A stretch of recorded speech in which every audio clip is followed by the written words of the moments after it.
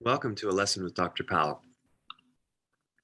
In the next few videos, we are going to be discussing the surface area, the top part of a sphere of radius 2.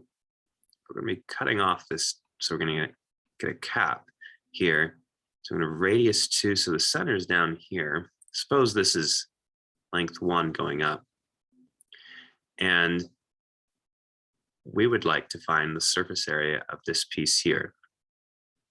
Now, the idea that we're going to be using for a couple of the methods is precisely what we had when we were thinking that the magnitude of the vector of aerial projections, so dy, dz, dz, dx, and dx, dy.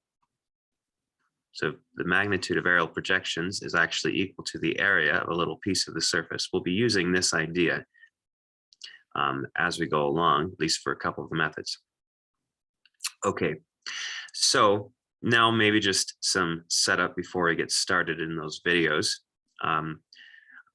We could parameterize this little piece of the sphere if we think of cylindrical coordinates.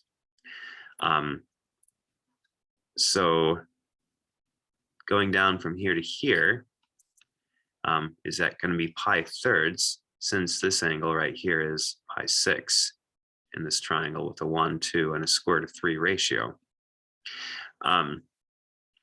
So we could have, potentially in spherical coordinates, we could describe this cap of the sphere as being phi going between 0 and pi thirds, theta wrapping around from 0 to 2 pi, and then rho, which is the distance from the origin, as being a constant, 2. So we could describe it in this way. We also perhaps could describe this region as follows. We could describe it as r going from 0 to square root of 3, and then theta wrapping around again from 0 to 2 pi.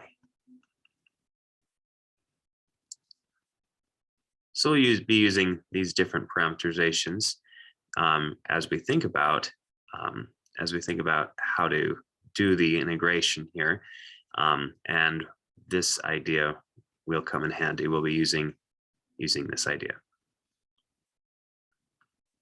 Thanks for watching.